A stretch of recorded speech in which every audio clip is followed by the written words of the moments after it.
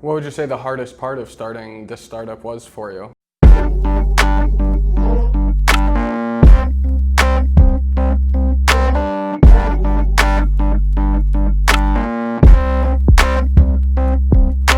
Thank you everyone for joining us. I'm here with Eyal, CEO of Zencity. Thank you for joining me.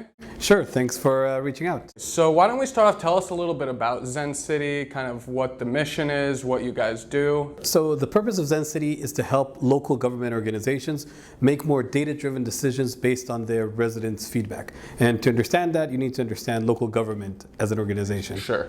One thing that most people are not aware of is the importance of local governments to our day-to-day life. They actually manage almost all of the services that control our quality of life. Infrastructure, transportation, public safety, education. To do that, they manage huge budgets. Do you know, for example, what's the annual budget for the city of Tel Aviv? I have no idea. Take a wild guess. In shekels, let's say 200 million? So amazingly, that's what a lot of people think, but the honest answer is that's just the operating budget for the city of Tel Aviv, which is a city of about 450,000 people, is 4.7 billion shekels or $1.4 billion every year. Wow. That's an incredible amount of money, and that is spent to provide us with all the services that control our quality of life. You know, our streets, our roads, our parks, our education system, public safety system. And today, these organizations don't have the tools to assess the impact of their work. Are we doing a good job in doing all that? Are people happy with life in their community?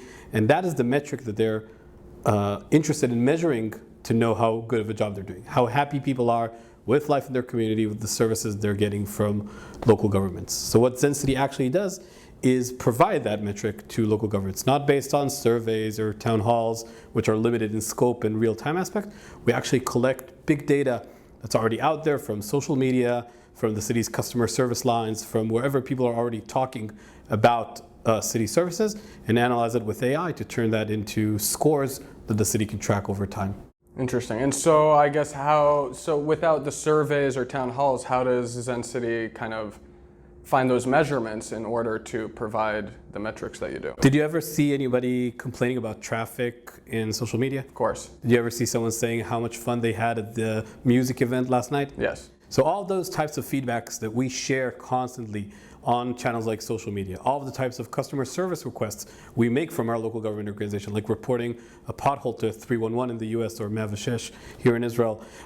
There are so many engagements already being generated, and what we do is basically we turn our attention to those engagements, we collect all of them, and with AI we turn that unstructured data into actual scores that the city can track. So we say all of these posts, all of these comments, all of these 311 reports, all of them have to do with traffic. So let's aggregate them together and break down how many of them are positive, how many of them are negative, and what is the overall score that we can generate out of that. Okay, and where did the origin of this idea come from? So both me and my co-founder are kind of local government geeks or smart city geeks. We're very passionate about the idea that the city level is the level that most of society's challenges are being met. Social challenges, economic challenges, environmental challenges, all of those reflect themselves on a city level. And we believe that making a big impact on how cities are managed and how well services are delivered and how well our cities in tune with the needs of their citizens is actually something that can make a huge impact on a global scale. And working with local governments, working in the smart city space, we saw that there is a limitation in the tools that are available to these organizations.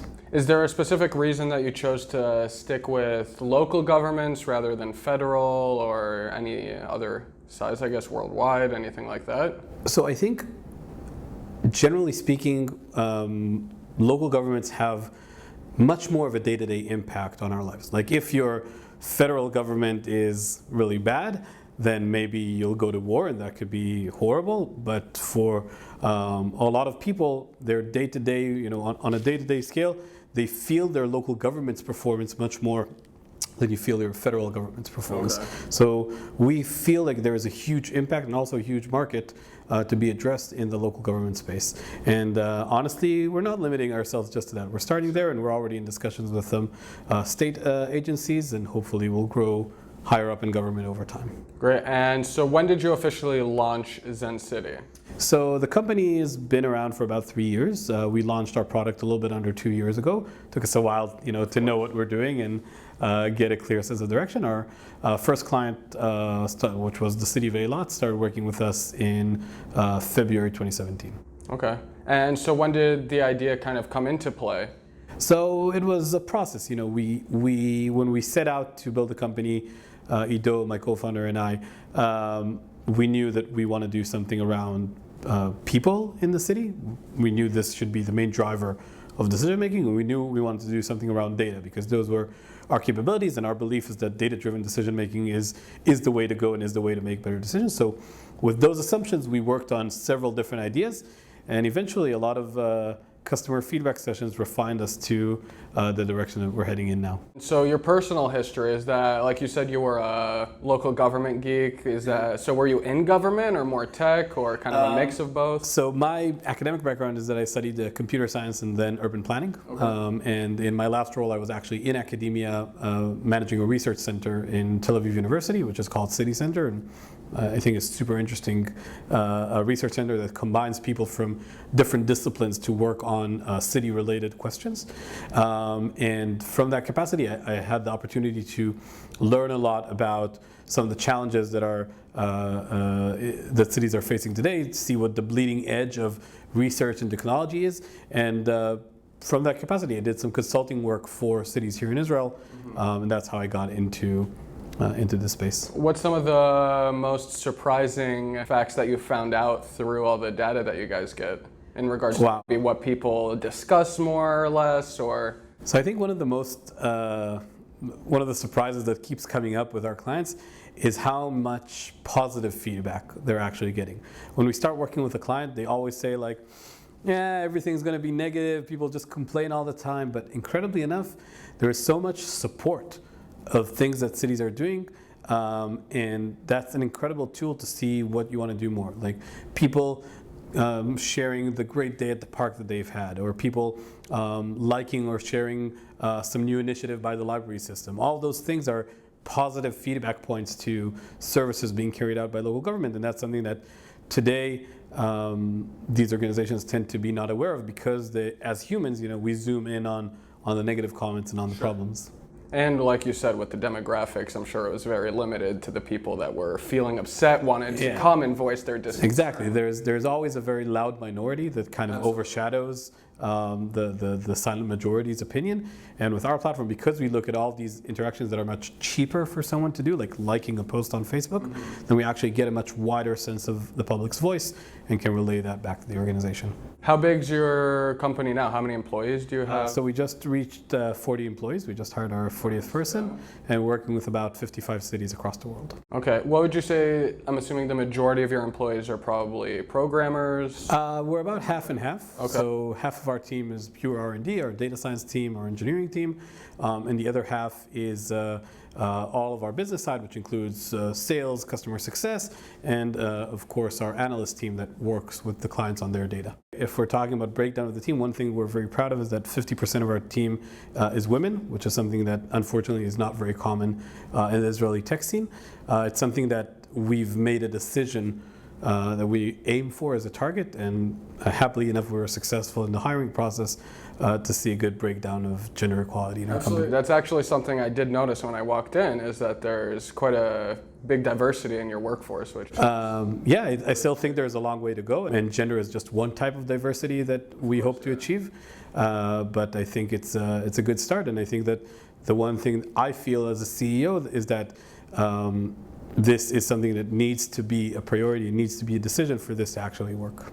So with that, it kind of brings me into company culture that you're trying to bring into the company as you continue to grow.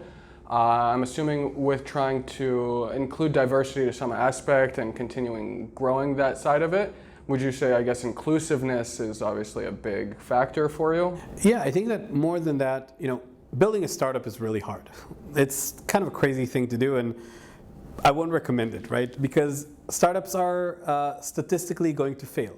And most chances are is that we're going to fail. And if that's the statistic we're heading head on to, then to be able to challenge that statistic, we need to be using every tool we have. And I think the most basic tool that I believe in for this company's success is teamwork. I think that having a really strong team is the way to generate 120% out of your workforce. Because if people see themselves as part of the team, they help each other out, they do more than their just defined role, they are interested in what other people on their team are doing, and that is what creates creative ideas, problem solving, a critical thinking that drives everything forward in that sense. What would you say the hardest part of starting this startup was for you? Like the biggest roadblock or speed bump that you hit?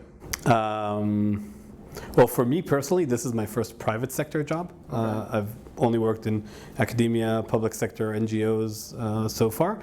So probably the biggest challenge was talking about money. I didn't have any sales experience. The only budget management I did was in academia and NGOs, where the relationship between expenditure and income is different. Yeah.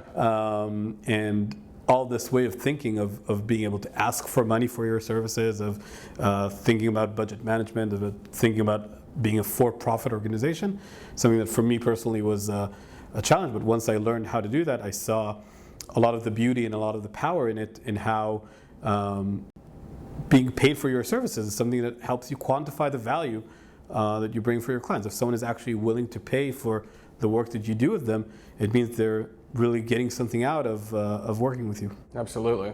How would you say you keep yourself motivated when things are getting kind of hard? You're like, why did I start it? Well, that's every day, right? Especially in startups, it's a great roller coaster. I once saw a great comic strip that was like, how is it to found a startup? And the first frame is, woohoo, I founded a startup. And then there's like 20 frames of, oh shit, oh shit, oh shit, oh shit. And then the last one is, woohoo. So that's kind of how your day feels like, right? There's these great peaks of success and a lot of problems that you need to delve yourself into. But I think that what keeps me personally motivated is two things. One, seriously, our great team. I love coming to the office every morning.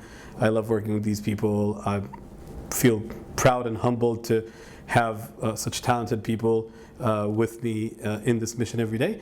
And the second thing is our mission. I truly, truly, truly believe in what we're trying to do. I really believe that this change is critical to the sector, to our society, and I really believe that what we're doing could help leapfrog this area that I think has a great impact. So the mix between these two things really drives me forward, even in the hard moments. Outside of yourself, how do you work to keep your team motivated? So I think one thing I believe in strongly, because that's something I expected in all previous workplaces and not always got, is transparency. I think that if I'm very open with my team about success and failures that we have, on the one hand, they'll be really happy when we succeed because they know it, and on the other hand, they'll never feel like something is hidden from them, and they'll feel like they're really part of the decision making, out of the success of the company. So I think that building that into the culture from day one is something we've been very strict about. We tell the team everything about new business, about churn, about fundraising, about everything. And I think that really helps people feel a part. And in our hiring process, we look for people that are excited about what we do. So I think a lot of people here come to work every day, feel like they're working on something that's really big, really impactful, and that they really want to see happening in the world. And that's part of what drives the motivation. What has been your proudest moment in the journey of Zencity so far? Wow. That's a good question. I don't know. You can say a couple if you have more than one. Well, I think, generally speaking, the exciting thing about a startup for me is making impact in the real world. And I think a lot of milestones that have to do with that are the things that got me feeling the most proud of what we're doing here. I think it was, when we signed our first client, which was the city of Eyal, and today one of our closest design partners in a city we love working with. So that, moment of getting that first contract signed and having the first person believe in what you're trying to do was something that was super exciting. Getting our first US client with the city of West Sacramento, who took a leap of faith on us, just like Eyal, and believed in what we're trying to do, and has been a great partner since. Maybe something a little bit more recent is that a few months ago we were invited together with the city of Ashdod to share a case study of our joint work in a huge conference in London, in CBI, where some of the other speakers were Theresa May on the stage with us. And in front of thousands of people, I had the privilege of sitting next to the deputy city manager of Ashdod and hear from her firsthand how our technology helped her provide a better service to her citizens. So that was, I think, one of the most exciting moments for me. Oh yeah, definitely. Sounds very exciting. Yeah, it was. So in your own personal opinion, after going from the NGO nonprofit sector into the private sector and starting a startup, you said the journey started about 3-4 years ago? Yeah, something like that. In that time, how have you seen the economy and the landscape of startups in Israel change? Well, I think the startup ecosystem in Israel has really matured over the last few years. Maybe it's my own personal maturity, but it feels like when we started out, there was a lot of hype on, everybody can build a startup and everybody gets funding and things like that. And it seems like there's more and more consolidation where funding rounds are getting bigger, but for less companies. And the industry is kind of zoning in on the actually tangible ideas. Like, I think it's much harder today to fundraise with a slide deck than it used to be, or probably what it was a few years ago. At least that's my perspective from here. And I think that one thing that I personally see very upfront and close is the growth of the smart city ecosystem in the tech scene in Israel. I think that this is one of the sectors with the most interesting growth. And one of the sectors that has the biggest potential here in Israel, because a lot of the things that Israelis are classically good at, data, sensors, things like that have been going towards cyber and other places in the past. All of these capabilities can play a huge part in the smart city ecosystem, and there's a very strong demand for that across the world right now.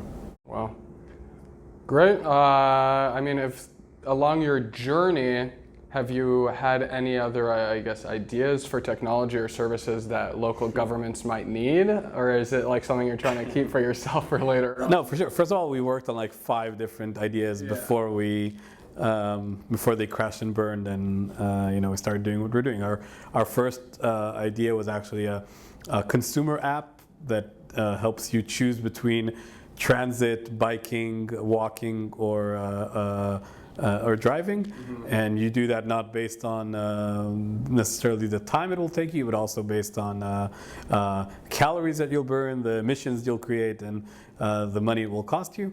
And behind the scenes, of course, this collects data and shares that with the local government to plan better traffic routes. Needless to say, it didn't work, but that was our first idea. We actually won a hackathon. The Tel Aviv municipality did it. That's how Ido and I started working together to begin with. So, that's just one of many ideas that we've thrown around. And of course, every day there's 5 new ideas that we think could be exciting, and we see a market opportunity around them. But I think the most important resource you have at a startup is focus. We need to be really zoomed in on what we're doing and not do anything else. Cool. Well, thank you. If you have any last-minute words of advice for any potential future startup entrepreneurs. Sure. Don't be afraid of working with government as a client. They're an incredible client, and there's a huge need and a huge demand in this sector. Go out and do it. Great. Well, thank you again very much for joining us. Thank you. Thanks for having me. Yeah, absolutely. What's up, everybody? Thanks for watching this episode of Tel Aviv Tech Talks. I hope you enjoyed it as much as I did. If you have any startups in Israel that you want to hear from, be sure to tag them below in the comment section.